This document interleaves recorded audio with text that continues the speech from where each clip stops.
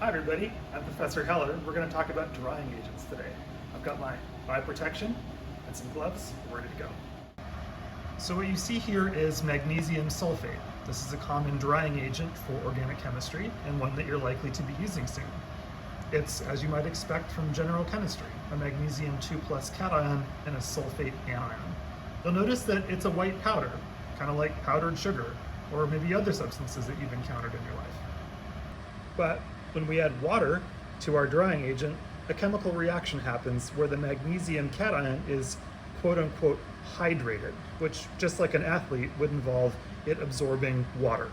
You can see that the appearance of the drying agent has changed pretty substantially. We've gone from this nice fine white powder on the left-hand side to the used or reacted drying agent, which looks more or less like clumps.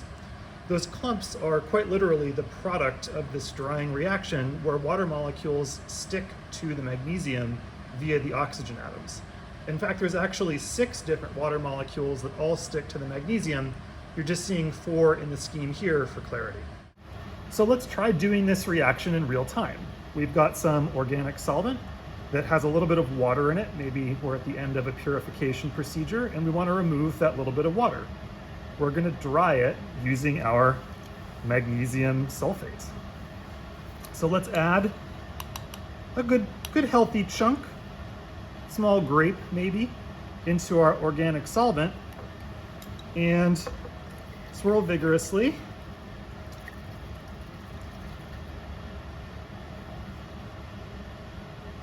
And we can see that this drying agent is working so well, it's actually boiling the solvent a little bit. Now, normally that wouldn't be what you see. This is particularly wet solvent. So what we can see in this flask is that we're not completely dry yet because when I swirl the flask, none of the drying agent seems to move anymore. It's all clumped. That means that all of the magnesium sulfate that I've added has reacted.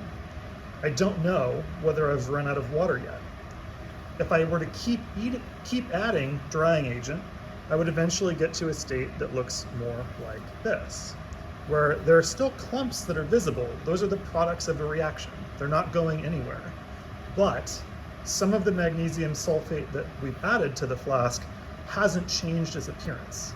And that tells me that there's no more water to react with the magnesium sulfate.